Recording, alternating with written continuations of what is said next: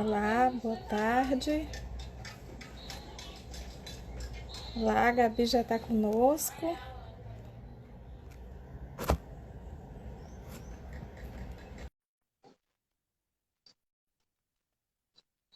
Boa tarde. Ó, deu certo.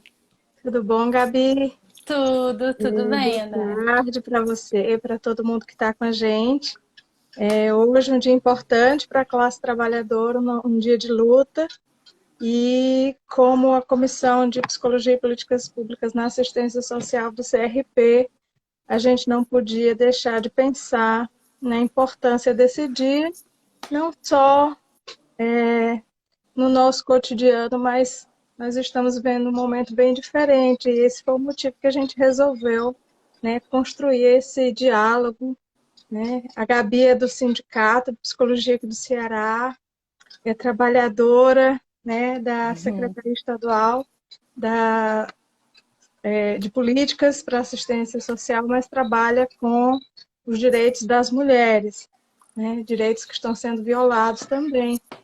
E aí, é por isso que a gente te chamou, né? E ela aceitou, a gente agradece de antemão você ter aceito esse convite, para que a gente pudesse estar conversando um pouco sobre essa realidade, né? Das trabalhadoras, dos trabalhadores da assistência social, psicólogas, que estão no enfrentamento, né?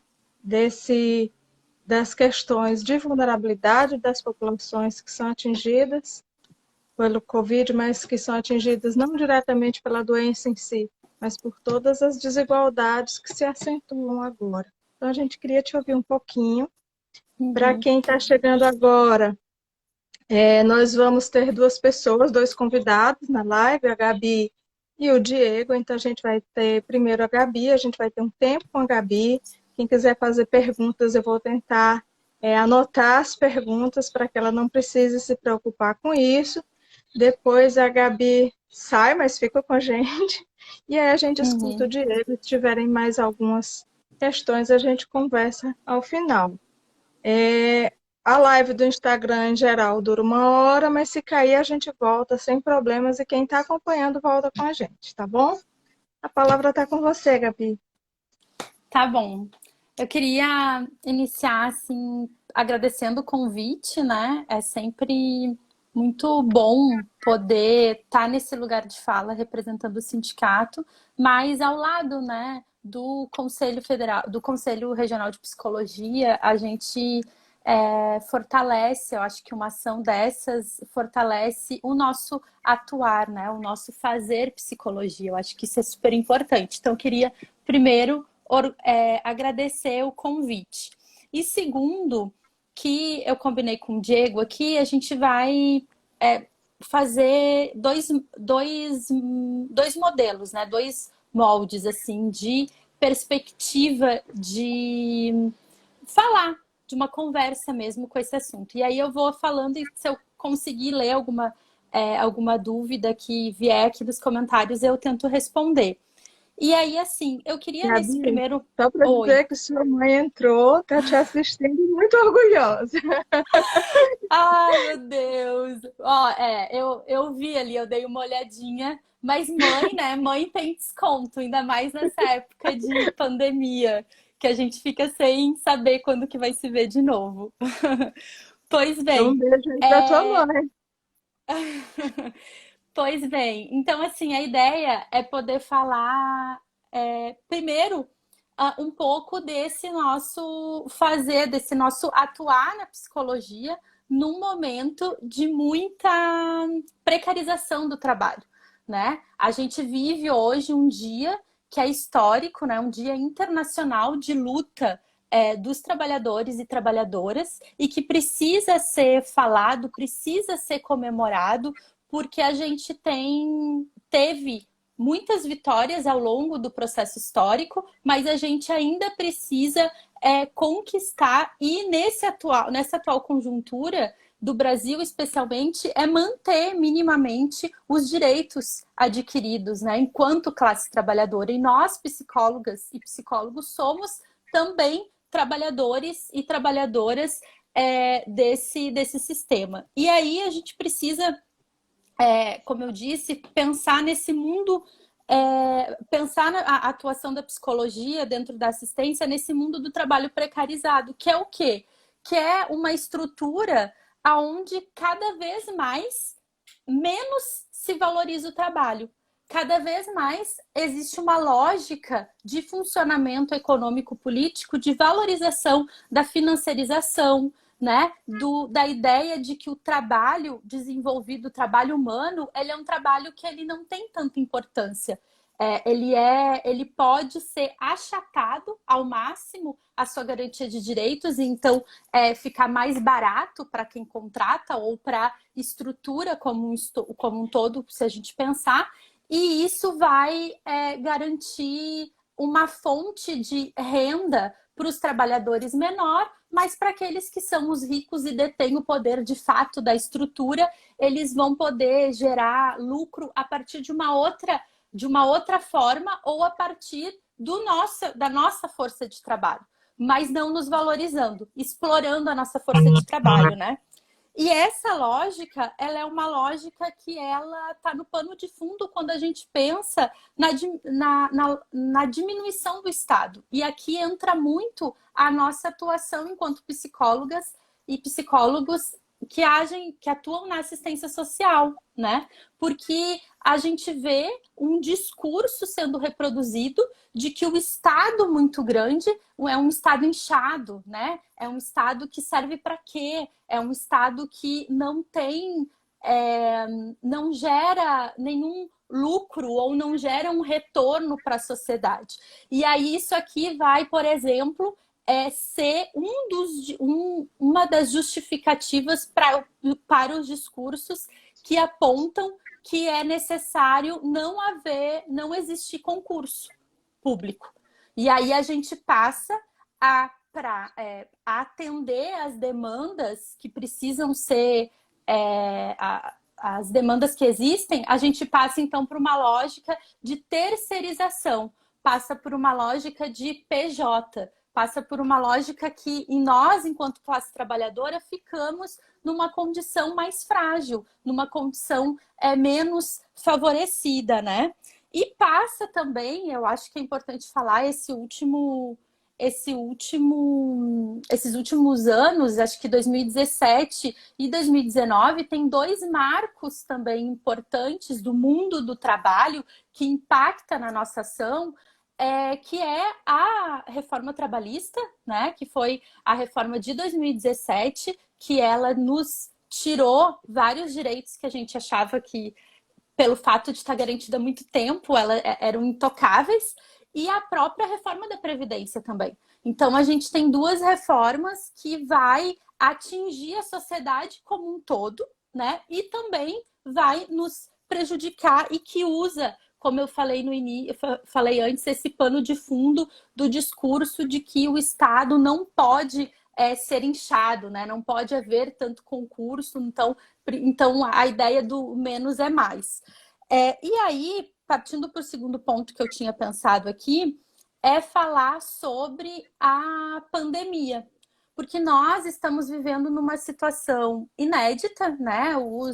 E aí não sou eu, Gabriela Freitas, falando isso, são pesquisadores que falam sobre isso, historiadores, né? Médicos, inclusive estudiosos desses processos de grandes pandemias que o mundo viveu, que a gente está vivendo algo inédito, porque a gente nunca viveu uma pandemia nesse mundo moderno, né? Com a possibilidade do que a gente está fazendo aqui hoje, por exemplo, né? Da gente, apesar de estarmos em isolamento social, a gente conseguir manter o trabalho, conseguir manter reuniões, conseguir tendo essa ferramenta tão importante que é a internet, que é a tecnologia. Mas essa pandemia, ela tem acentuado essa situação que a gente estava falando antes da precarização de trabalho, né? E aí eu trouxe uns dados aqui, tô colando na cara dura, olhando aqui para baixo, para poder falar o número exato para vocês, que no início da pandemia a gente tinha cerca de 12 milhões de desempregados. E a previsão que o IBGE faz é que até tudo se estabilizar, né, podem até 20 milhões de pessoas ficarem sem empregos.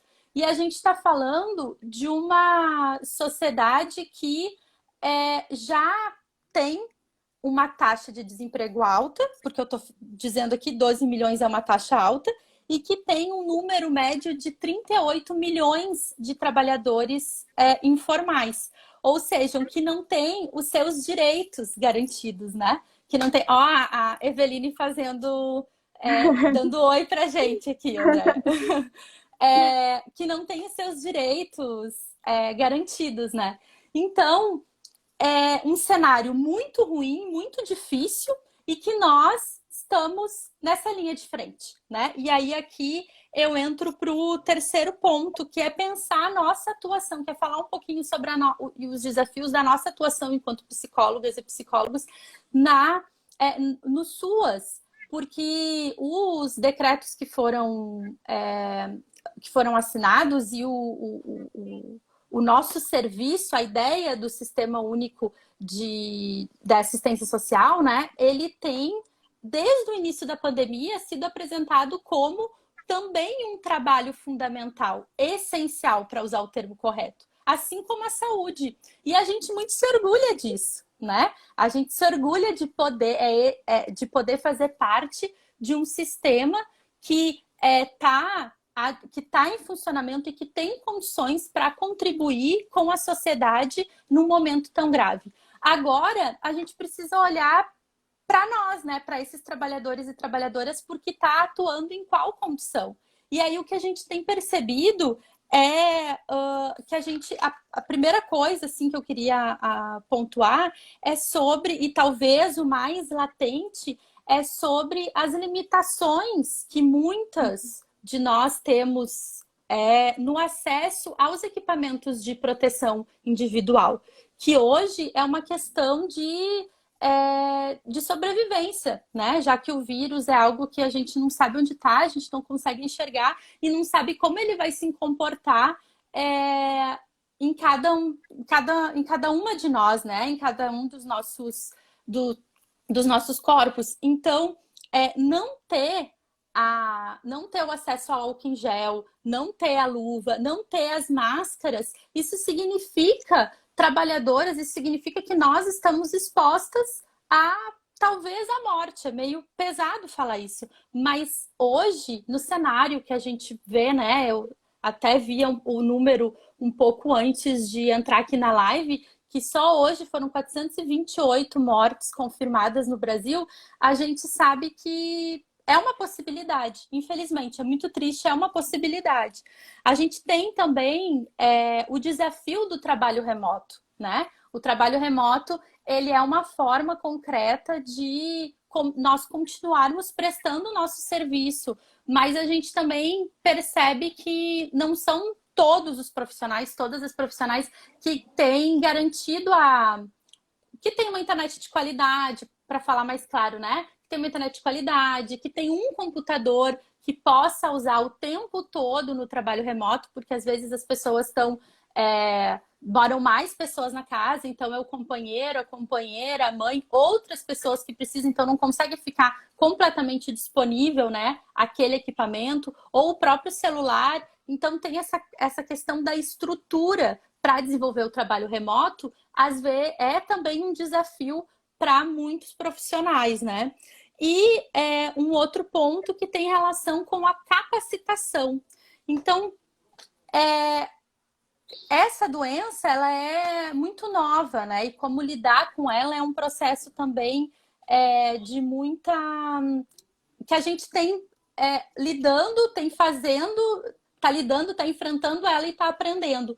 Mas uma capacitação de como se proteger, de quais são as melhores formas, né, de atendimento, de encaminhamento, dessa lógica de funcionamento da rede mesmo. Isso tudo são questões que a gente ainda não... Eu acho que a gente não conseguiu suprir, né? Então, enquanto trabalhadoras da rede, é um buraco, né? É uma demanda a gente conseguir e que não foi suprida.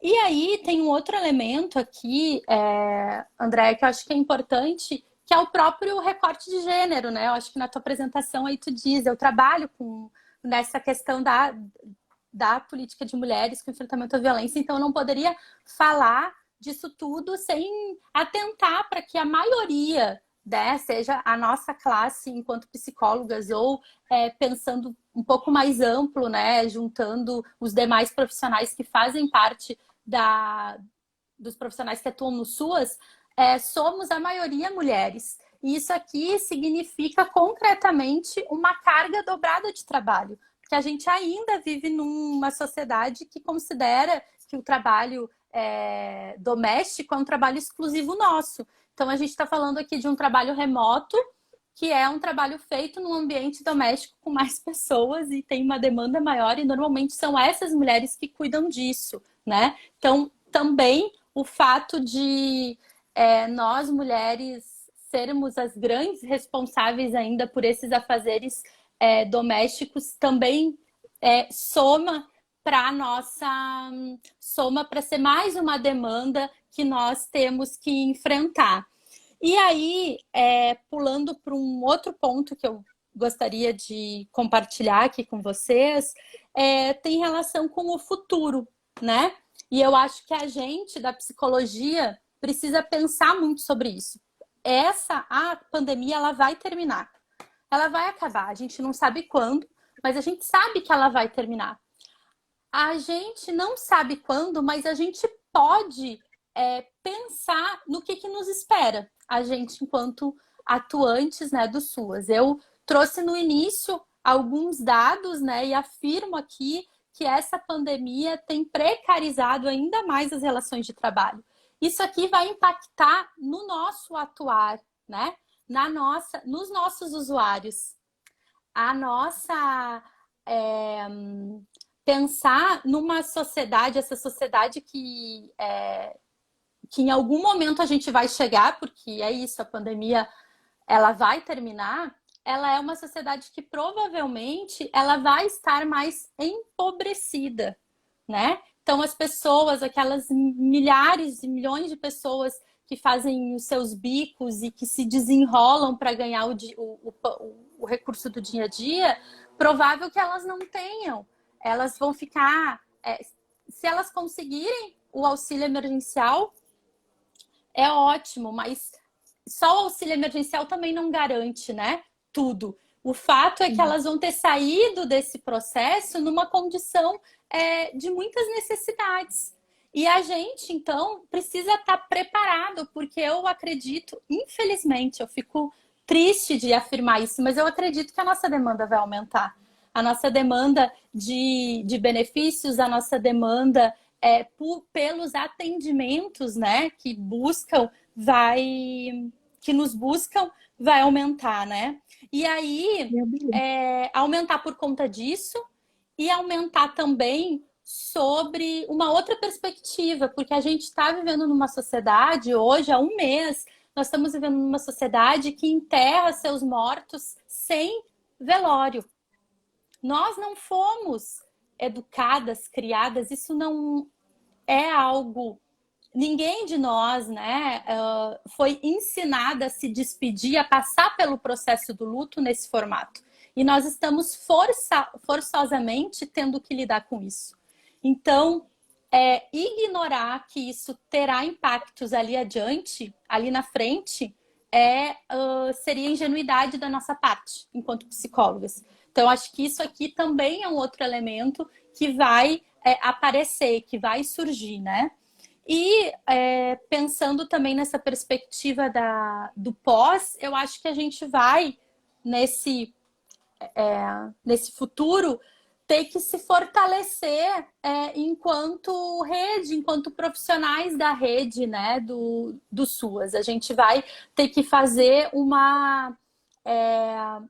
a gente já faz, mas acho que o nosso esforço vai ter que ser ainda maior, né, dessa questão do trabalho multidisciplinar, né, de conseguir a nossa formação em conjunto com a formação com os demais profissionais, especialmente as assistentes sociais aí, que sempre acaba sendo a nossa dupla, muitas vezes de linha de frente, né, a gente fazer esse desafio de desse nosso trabalho multi ser ainda mais potente para conseguir superar esses desafios.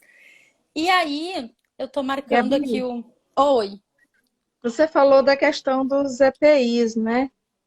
Fala um pouquinho para a gente como essas relações de trabalho que você falou que estão precarizadas, né?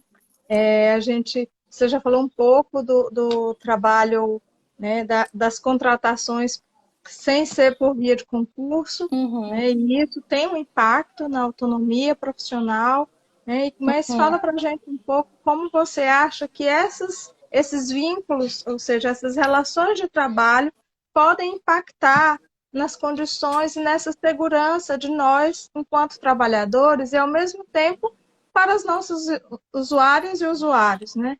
Uhum, uhum. Eu acho que a questão a questão do EPI em si, ele é fundamental e ele precisa, como eu falei antes, ele salva as vidas, né? Agora, quando a gente tem um vínculo de trabalho, que é um vínculo mais dado por essa questão do concurso, né? O concurso ele te dá uma estabilidade maior, né? Então, isso aqui dá uma condição de tanto de organização, eu acho, sabe, André? Eu acho que as pessoas, os colegas, às vezes temem um pouco essa ideia de se organizarem, né? Seja no sindicato ou seja em núcleos mesmo dentro dos espaços onde trabalham por temer, né, alguma represália. E eu acho que isso garante uma. Então, esses vínculos, né, que eu falei antes, esses vínculos mais estabilizados, eles vão garantir mais direitos, né? Então, eles garantem direito também a longo prazo. E aí a gente pode pensar aqui a gente pode pensar aqui também nessa questão de tu conseguir definir um plano de carreira, né? Ou tu conseguir desenvolver estratégias, porque afinal tu consegue atuar de forma coletiva para, em situações como essa, por exemplo, a gente tivesse mais informações, assim, ou mais definições de como agir perante uma situação de crise grave como essa. Eu respondi? Respondeu, obrigada. De nada. Enquanto você molha a garganta um pouquinho, a gente está Aham. quase terminando o nosso tempo para entrar com o Diego, mas Uhum. também dizer para o pessoal que está assistindo, né, agradecer os comentários, os elogios que a gente está vendo aqui nos comentários, algumas perguntas, alguém fez uma pergunta sobre benefícios eventuais. Eu vou passar Uhum. essa bola para o Diego, que eu sei que a gente já Uhum. conversou com ele sobre isso, então a questão dos benefícios eventuais eu vou pedir para o Diego responder. Dizer que Uhum. também, para quem está nos assistindo, que a Comissão de Psicologia na Assistência Social do Conselho, ela é aberta para todas as psicólogas que quiserem participar, então é uma alternativa, a gente não está conseguindo se reunir presencialmente, porque o período não permite, mas quem quiser participar, a gente tem trocado informações e dialogado e feito reuniões online. Então, quem quiser pode mandar um direct para o conselho aqui, né? Para o Instagram do conselho, dando o número de telefone que a gente pede, a gente coloca lá no grupo da comissão, tá bom?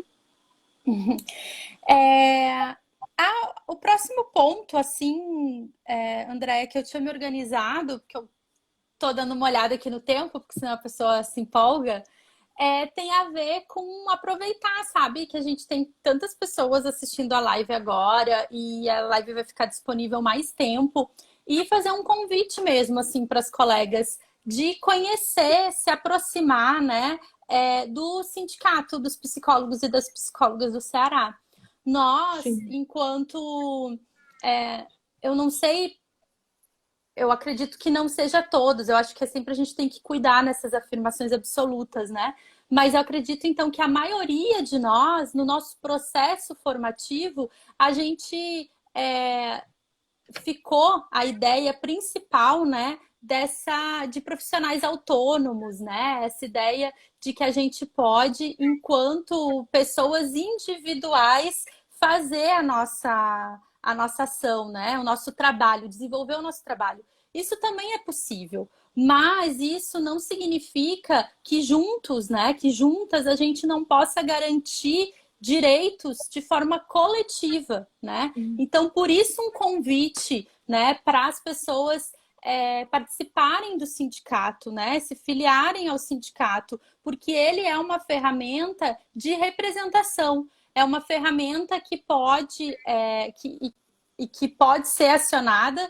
E aí eu queria deixar um convite para participar e um convite também para todo mundo que está ouvindo aqui, que vai ouvir, em pensar sobre isso, né? A necessidade da gente ver cada vez mais a profissão da psicologia, que é uma profissão que está em todos os lugares, né? A gente está falando aqui da nossa ação na assistência social, mas a gente tem desenvolvido um papel muito importante na saúde, a gente tem desenvolvido em outros espaços também da sociedade, e que é importante, enquanto profissionais, a gente se fortalecer. E isso só é possível através da união, né? Através de um trabalho conjunto. E aí eu queria deixar aqui, depois, quando o Diego, inclusive, estiver falando, eu entro e escrevo o e-mail, mas eu já queria deixar o contato aqui do nosso Instagram, que é o Psindes Ceará, tudo junto, que é o Instagram do sindicato. E eu gostaria muito, então, de convidar todos e a todas para curtir a página do sindicato, para entrar em contato conosco, para se somar nessa luta, porque a luta ela é coletiva, né? E aí alguém já disse que só a luta muda a vida. Então a gente precisa, de fato, estar junto para conseguir garantir mais direitos, né, para nossa classe trabalhadora. Obrigada, Gabi. Vou agora convidar o Diego. Você não sai, você fica com a gente, tá bom? Não, eu vou sair, mas vou ficar ouvindo Você aqui, sai, eu estou à mas volta. disposição. Tá bom, Obrigada, obrigada. viu? Muito obrigada. Pena a gente ter essa limitação de tempo, mas eu já estou com ideias da gente fazer mais e mais lives para a gente continuar esse assunto, porque não morreu aqui, né? A gente tem muita coisa para dialogar. Enquanto trabalhadores da assistência social, nós temos muitos enfrentamentos, a cada dia nós estamos vendo novas ações, né? A gente precisa pensar nas questões jurídicas, às vezes até previdenciárias, né? Desses Uhum. profissionais que estão sendo expostos. A gente, como você falou, nós somos considerados trabalhadores essenciais, mas nós não temos algumas garantias, então nós estamos muito expostas. E aí eu acho Uhum. que dá para a gente ainda fazer mais e mais diálogos como esse. Muitíssimo Pronto, obrigada. conte comigo. Obrigada pelo convite.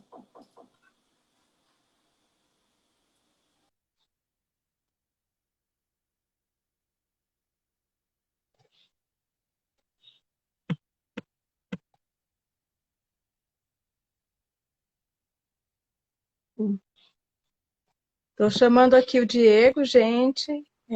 Olha aí, já está conosco. Obrigada, Olá! Diego. Eu estava aqui com a Gabriela. Já temos perguntas para você, viu? Ah, é? A gente já começa com tudo. Tá certo. Eu queria primeiro te agradecer, né? Um feriado, apesar das pessoas acharem que a gente não trabalha porque está em quarentena, a gente tem trabalhado bastante, mas um Uhum, feriado e você está aqui dedicando seu tempo. Então, muito obrigada. Conversei com a Gabriela um pouco e a gente explicou por que a gente dividiu esse tempo, mas a gente já descobriu que tem que ter muitas outras conversas como essa. Então, você já sabe que você já está convidado para as próximas. E aí tá você tem certo. tempo para falar e depois eu vou te falando um pouco quais são as perguntas, tá bom? Beleza, Fique à então vamos vontade. lá.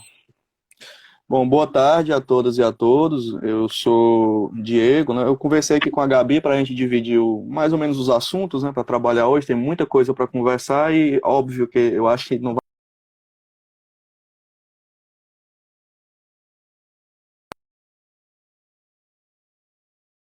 essas questões todas.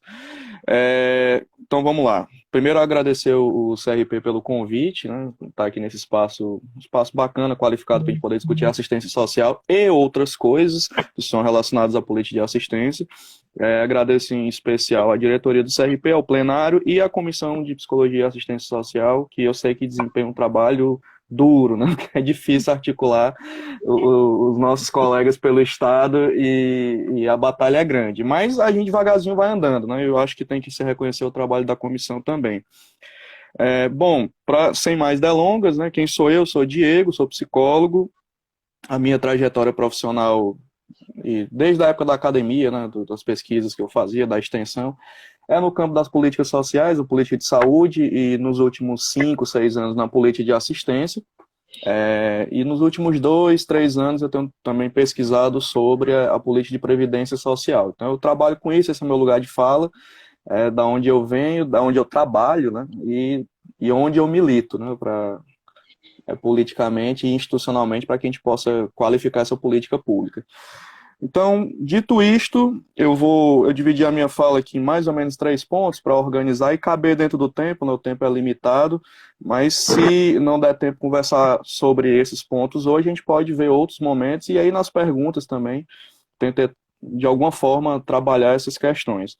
Bom, a primeira coisa, para deixar todo mundo ciente, né, e essa pandemia está também deixando de forma mais explícita, é que a política de assistência social, ela digamos assim, um dos pilares fundamentais do eixo de proteção social no Brasil, né? Existem vários arranjos de política de assistência social pelo mundo, a gente tem o nosso com as nossas contradições, né? Enfim, eu não vou também explicar aqui desde quando surgiu as primeiras iniciativas de assistência, mas assim, o nosso formato atual, ele é ali meados da década de 90, né? Ele se configurou da forma como está e nos primeiros anos da década de 2000, ele se formatou no sistema que a gente tem hoje como sistema único de assistência social, inspirado em outros sistemas públicos universais, como já existiu o SUS e o sistema educacional, enfim, pegando as suas balizas, né? Então, ele é um braço importantíssimo da proteção social do Brasil. E, óbvio, com o país gigante que nós temos, as desigualdades gigantes, isso também muda de região para região. Então, aqui no Nordeste também tem algumas particularidades dentro desse sistema. Então, a primeira coisa é isso, né? Nós sabemos, cientificamente, politicamente, tecnicamente, que o Sistema Único de Assistência Social é um dos mais importantes do país. Ele é que, de fato, é chamado nos momentos mais difíceis, assim como o sistema de saúde, é o que nós estamos vendo agora. Apesar do sistema de assistência ser um sistema importantíssimo, ele nunca foi tratado como tal na configuração das políticas públicas, e por vários aspectos. O primeiro que eu cito é da sua própria dimensão e estrutura, né? Ou seja, um sistema que já nasceu precarizado, ele foi meio que mudando as suas precarizações ao longo dos anos.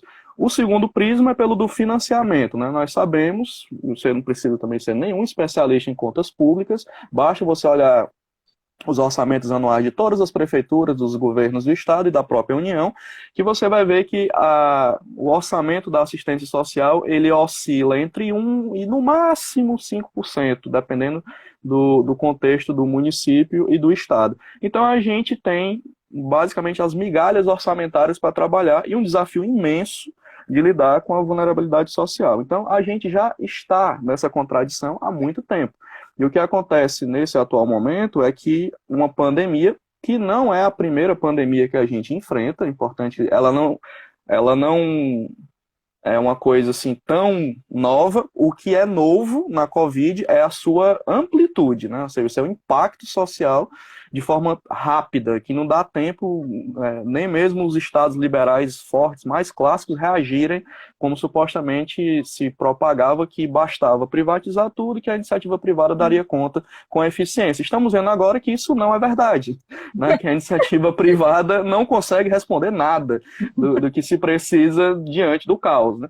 E o poder público, com as suas contradições, vai tentando, na medida do possível, reduzir os danos dos impactos do Covid, ou da Covid, perdão.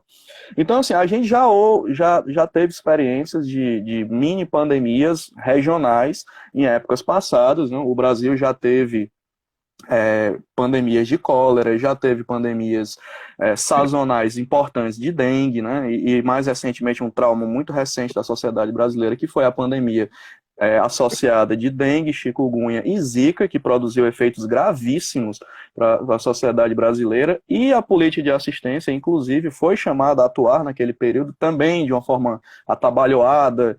Vamos lá, vamos fazer alguma coisa, sem muito planejamento e sem muita contingência, né? Sem muito plano de contingência para atuar. Essa é a realidade que tem acontecido na política de assistência já faz tempo, né? Nós estamos vendo agora só o recrudescimento desse tipo de questão. Então, esse é o primeiro ponto, né? Então, assim, nós temos uma política importantíssima para as pessoas, não há nem o que se discutir com relação a isso, mas ao mesmo tempo que ela é importante do ponto de vista do discurso, ela não é tão importante assim do ponto de vista da prática governamental. E subfinanciada, precarizada, até como a Gabi já falou antes de mim.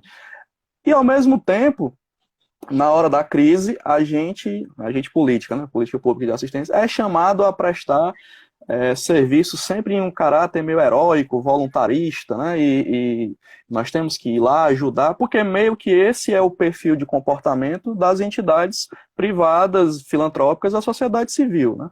Então, vou dar, para terminar esse primeiro ponto, um exemplo que, assim, lidar com catástrofes, com emergências de saúde, emergências de caráter social, não é uma novidade na política de assistência. Todo ano tem enchente, todo ano tem conflitos regionais de violência, todo ano tem catástrofes naturais que não são tão naturais assim, né? Porque elas já são previstas, inclusive, no planejamento urbano, né, das comunidades. E todo ano a gente é chamado de forma sempre atabalhoada, sempre correria, né, sem planejamento, para socorrer as famílias que estão nessa situação. Esse ano nós estamos tendo meio que uma tempestade perfeita. Tem Covid, tem dengue aumentando os seus índices e não tendo a devida cobertura pela mídia, né, e tem enchente aí nos municípios, está faltando problema de abastecimento e por aí vai. Então isso tudo já acontecia e agora está tendo um caráter, inclusive, mais, digamos assim, mais duro, né, para a população. Então, por que eu estou dizendo isso? Para fechar esse primeiro ponto, para entrar no outro ponto, né? É que já passou do tempo, inclusive da psicologia, do serviço social, da pedagogia, todas as profissões de nível superior, de nível médio, enfim, os coletivos organizados, já passou do tempo de que a política de assistência social, além de ter o discurso da intersetorialidade, nós temos que trabalhar com todo mundo e tal, mas a gente precisa ter uma estruturação do ponto de vista logístico, do ponto de vista técnico, financeiro e de formação dos trabalhadores de emergências e desastres. Já faz tempo que a gente precisa ter. E é uma área antiga, inclusive a área de emergência e desastre, é uma área multiprofissional, a psicologia também tem uma caminhada que já tem um bocado de tempo, eu acho que já está nítido que a gente precisa ter, e isso será uma herança, com certeza, dessa pandemia de Covid, de que a sociedade e as políticas públicas em geral não podem mais não estar preparadas para emergências e desastres. Preparado do ponto de vista técnico, profissional, né? Então, assim, ter serviço, né, da assistência, Diego? Oi? Inclusive com um serviço da assistência social, né, destinado a essas emergências. Exato, porque assim, eu acho que os bombeiros não discutem isso, eles já sabem, da natureza do trabalho deles, estar preparado para uma emergência a qualquer momento, e são vários níveis de emergência. O bombeiro não apaga só fogo, ele faz várias coisas, inclusive resgata animais e árvores, que é uma medida muito nobre. Então, eles fazem tudo isso, eles têm protocolo para tudo, eles estão preparados para esse tipo de coisa, porque eles sabem que são um serviço essencial que a qualquer momento vai ser demandado. A gente também sabe que é demandado com muita frequência para emergências e desastres, como essas que estamos vendo agora com o Covid. E aí não tem protocolo nenhum para trabalhar.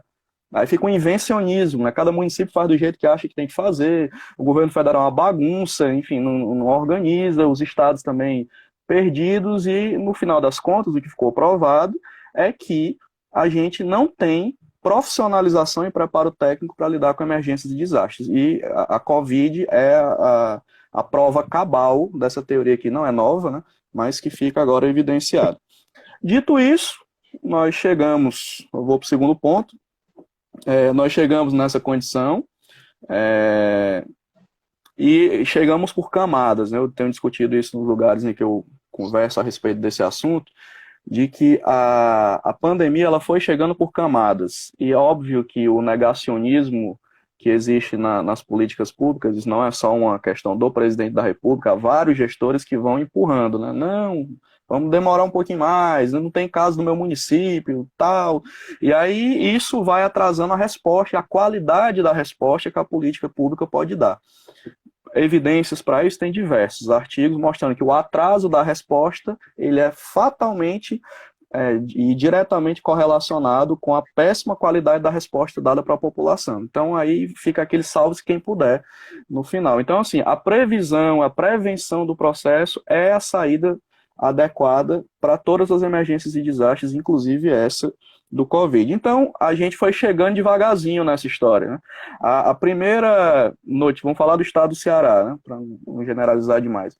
As primeiras notícias que nós começamos a ter de possíveis casos, circulação de pessoas nos municípios, e principalmente em Fortaleza, que foi o epicentro e continua sendo, porque é uma pandemia de caráter de viajantes, né? Então, assim, ela chegou primeiro nos litorais e depois foi indo para o interior. Ela chegou primeiro nos centros econômicos para depois ir para a periferia. Então, esse é o perfil de incidência e propagação da pandemia. Pois bem, a gente começou a ter sinais dessa história já em janeiro. E o que é que foi feito? Pouca coisa, né? Então, vamos esperar o carnaval. Aí teve o carnaval. E hoje a gente já sabe, acompanhando aqui pela Integrações, que a gente teve casos antes do carnaval. 2, 3, poucos casos, mas teve, né? Então, assim, o vírus já estava circulando. Então, assim, o pessoal sabia, né? E aí, aquela história, é esperado que o clamor aconteça para que as ações comecem a ser tomadas. Avançando um pouco mais no tempo, quando chega março, é que eu acho que as políticas públicas aqui no estado começaram a ter uma noção de que o negócio era muito sério. E ali por volta do dia 18, quando o primeiro decreto, que o decreto do Ceará, inclusive, foi muito duro, comparado com decretos de outros estados. Se você fizer uma comparação simples, você vai ver que já há elemento de lockdown naquele decreto. E misturado com uma coisa meio frouxa em outros artigos. Então foi uma coisa meio esquisita, mas que serviu como uma resposta rápida. E ninguém entendeu. Se você Fortaleza aderiu rápido, alguns municípios aderiram rápido por medo, mas ninguém entendeu a qualidade do processo, porque ninguém tinha protocolo sobre como atuar. E aí chega na política de assistência exatamente essa característica de não ter protocolo, não ter plano operacional, não ter nada. Então os municípios fecharam serviços rapidamente, sem saber o que estava acontecendo e sem saber para onde ir. E se vocês olharem, no dia que o decreto foi publicado do governo do estado, eu acho que foi dia 18, já existia um plano de contingência aprovado pela Secretaria de Saúde, porque a saúde já sabe que isso acontece, né? Então ela já tem uma cultura de fazer protocolos. Desde o dia 12, salvo engano, já existia uma minuta de protocolo geral da Secretaria de Saúde. Então, assim, nós não nos preparamos para chegar a essa onda, né, de situações. E junto com o adoecimento, que não é o objetivo dessa live, tudo que decorre dele, vem as questões sociais que já estão acontecendo. Então elas são, na verdade, evidenciadas da forma mais dura. Estamos vendo agora, e ele vai aumentar agora em maio. Eu não sou nenhum profeta, é só olhar os cálculos básicos de incidência, você vai ver que a gente, por volta ali daqui uns 5, 7 dias, deve chegar perto de um colapso, o colapso do sistema de saúde, e aí o segundo colapso é o funerário. E o colapso funerário, ele é uma evidência também de corte de classe. E que chega primeiro na política de assistência. Então, assim, quem sofre os primeiros efeitos do colapso funerário são as populações vulneráveis. Então, são elas que vão ter os enterros coletivos, são elas que não vão poder ter nenhum tipo de ritual de despedida dos seus entes queridos. Enfim, são essas pessoas. Então a gente vai tendo um recrudescimento de problemas que já aconteciam. Outro problema também que é muito, muito, muito sério, que é o colapso alimentar e de segurança alimentar das pessoas. As pessoas já tinham dificuldades e vão ter mais dificuldade de conseguir alimentos. Por mais que a sociedade civil se mobilize para entregar cesta básica, para fazer mutirão, para fazer sopão, para fazer não sei o quê, a responsabilidade de fazer isso do ponto de vista georreferenciado e profissional é da política de assistência. E a gente não tem um plano objetivo de como fazer isso. O que está acontecendo, e depois eu não sei qual foi a pergunta do benefício eventual, mas depois eu respondo. Nós não temos um plano de resgate da soberania alimentar básica das pessoas. Existem planos de distribuição em massa de cesta básica, que não resolve quase nada.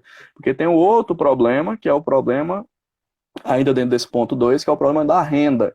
Então, assim, a gente já tinha uma massa de trabalhadores, a Gabi até falou, por volta de 12 milhões de desempregados, ou subempregados, né?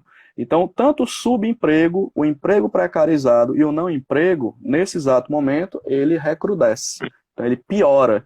E já ficou também meio que nítido que a proposta do auxílio emergencial do governo, da forma como ele foi feito, não vai funcionar muito bem, porque ele parte do pressuposto de que a população mais vulnerável tem acesso à internet. E que o seu sistema, o DataPrev, enfim, o sistema de gerenciamento de dados, ele é eficiente. E está também visto na prática que não é.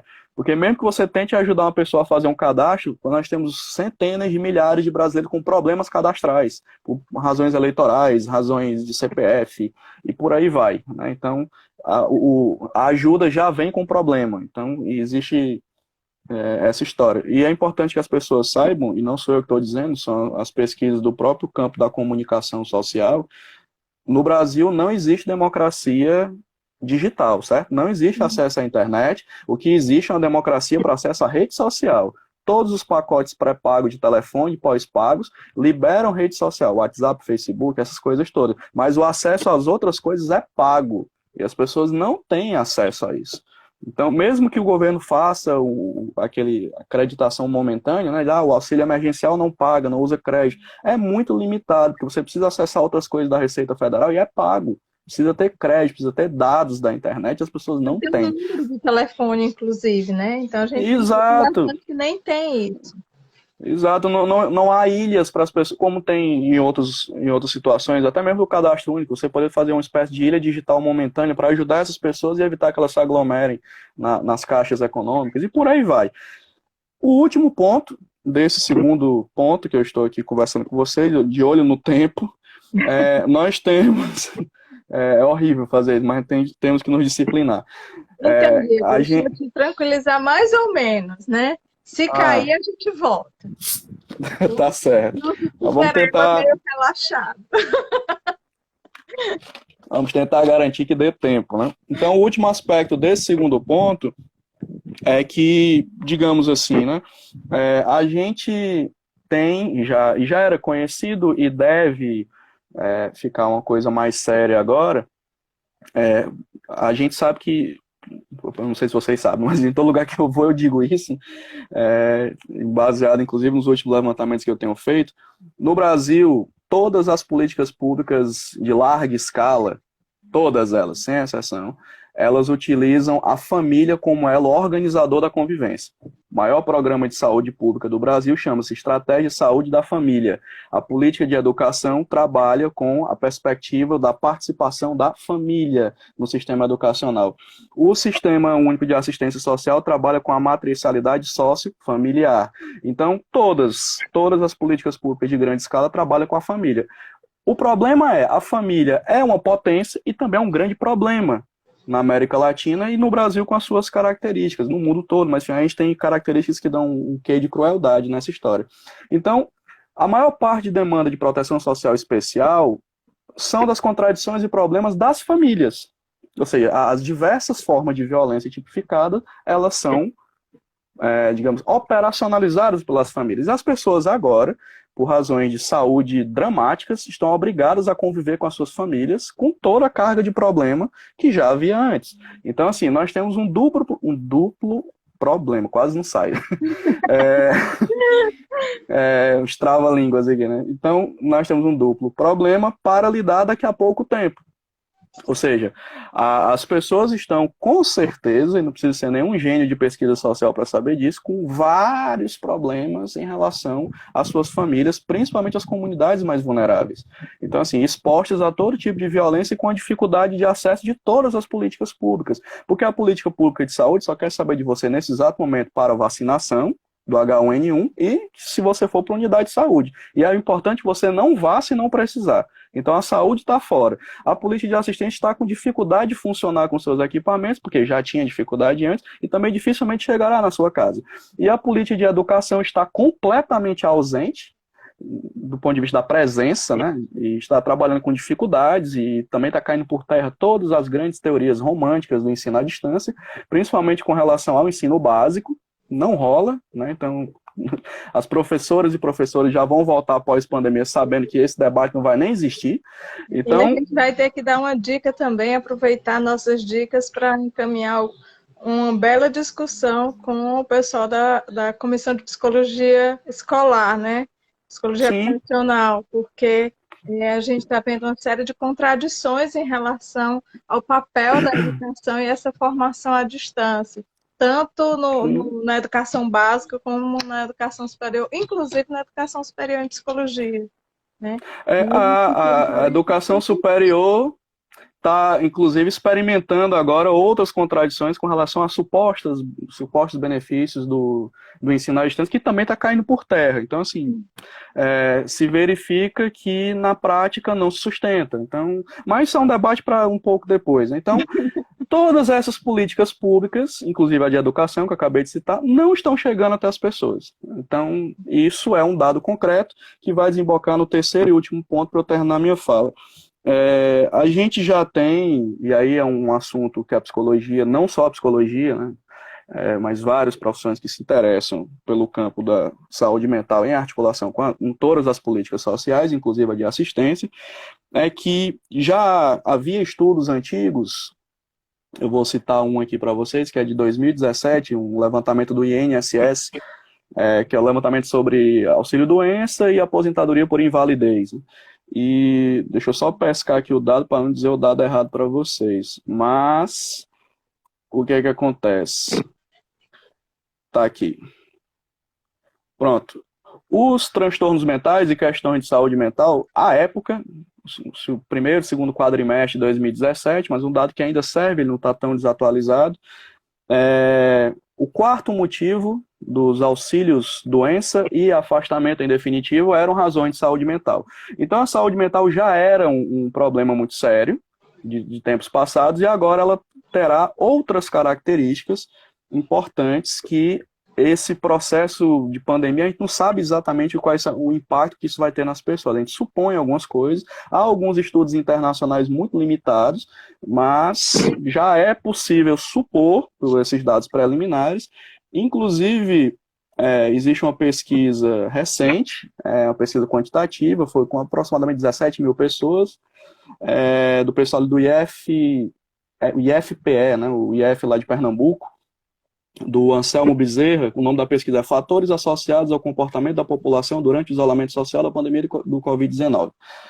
Agora de março, esses dados. São dados amostrais específicos, há limitações no estudo, mas ele já aponta que é visível que as populações com menor renda serão as mais afetadas do ponto de vista, ele chama entre aspas, psicológico, que é um termo que eles consideraram mais adequado pelo que o pessoal entendeu do questionamento para responder. Então, essas questões psicológicas, esse sofrimento psicológico, já é previsto que as pessoas com menor renda terão maior impacto, porque elas têm uma menor rede de proteção interna e familiar, segundo o estudo. Outra questão que já é possível perceber é que deve aumentar as questões de depressão e ansiedade.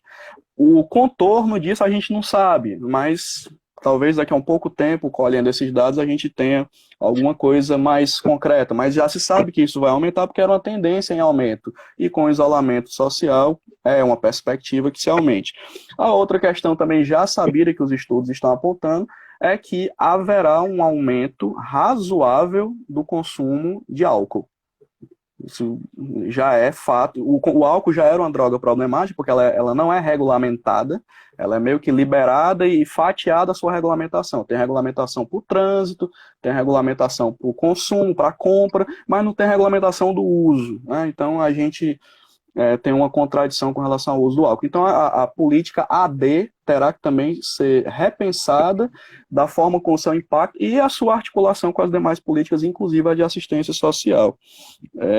E, por fim, já é sabido também de que vai aumentar razoavelmente os problemas de saúde mental decorrentes de convivência violenta, que já eram razoavelmente altos antes da pandemia e agora deve ter outros contornos. O contorno exato a gente não sabe, tem que estudar para isso, tem que fazer pesquisa, mas já é possível desenhar de que a situação não será muito fácil.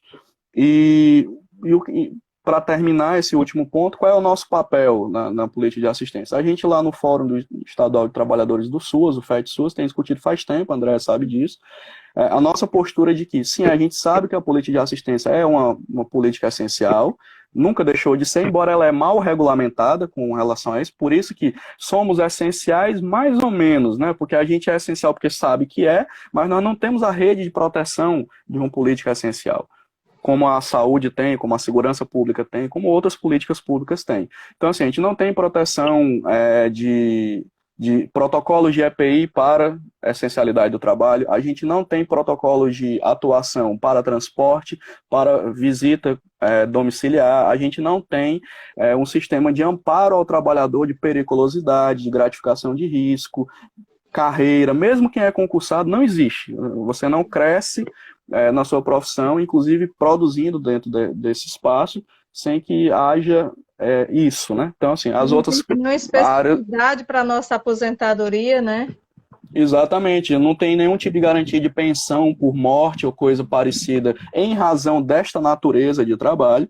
Não é que as pessoas que a gente trabalha sejam perigosas, é o contexto social que é perigoso e traz risco ao trabalhador, assim como traz para o trabalhador da segurança pública, enfim. Então, a gente tem que tomar cuidado com essa essencialidade heróica, que às vezes é cobrada do trabalhador sem que haja a garantia do EPI, e os nossos EPIs nem são tão complexos assim, a gente precisa de EPI básico para trabalhar, e algumas prefeituras sequer isso tem, né? Então, os trabalhadores precisam se organizar coletivamente para isso. Oi? Inclusive, na última sexta-feira estávamos, né, eu, você, a Gabriela e outros profissionais, inclusive de outras categorias profissionais, conversando com pessoas, né, que estão trabalhando no interior do estado do Ceará, e ouvimos muitos desses profissionais afirmarem que não estão recebendo nenhum equipamento de proteção individual.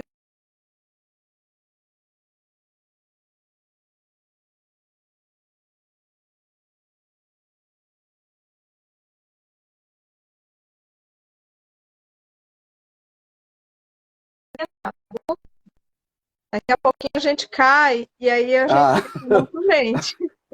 Tá bom.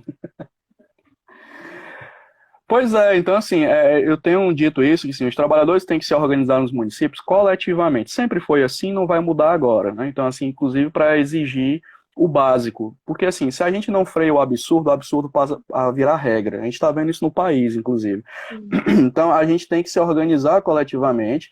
E o caminho sempre é o diálogo, primeiro. Não havendo diálogo, procura as instâncias de controle para pedir ajuda, os conselhos de classe da sua profissão, os sindicatos, tem uma escala, uma camadinha. Você vai primeiro nessa linha, depois você vai para a Defensoria Pública, Ministério Público. Não pode ir para as coisas de cara, sem proteção, e fazer as coisas. E eu entendo todo o processo de precarização, mas a gente tem que ter cuidado nesse momento, porque assim, se a gente não reagir organizadamente a esse processo, só a gente vai pagar a conta no final, né? Com a nossa saúde, com o desemprego e com tudo. Então, assim, tem que tomar um certo cuidado, que às vezes a gente não se organizar coletivamente ou ter um apego muito grande ao seu atual posto de trabalho, se ele estiver muito insalubre, muito complicado, você no final paga todas as contas desse processo. Então é preciso reagir de forma organizada, inteligente e articulada.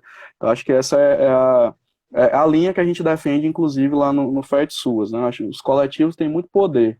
E a gente tem que trabalhar nesse sentido, porque a gente conseguiu, tudo que conseguiu até hoje foi coletivamente, não foi por ninguém heroicamente lutando por um paternalismo que alguém deu pra gente qualquer coisa, né? Então foi coletivo. E é importante a gente saber, principalmente simbolicamente hoje, no dia da trabalhadora e do trabalhador, que Chegamos até aqui porque lutamos coletivamente. Não será diferente daqui para frente. Inclusive, outras precarizações virão quando os relaxamentos e quarentena começarem a acontecer. E encerro definitivamente minha fala de que já é um dado esperado que nós teremos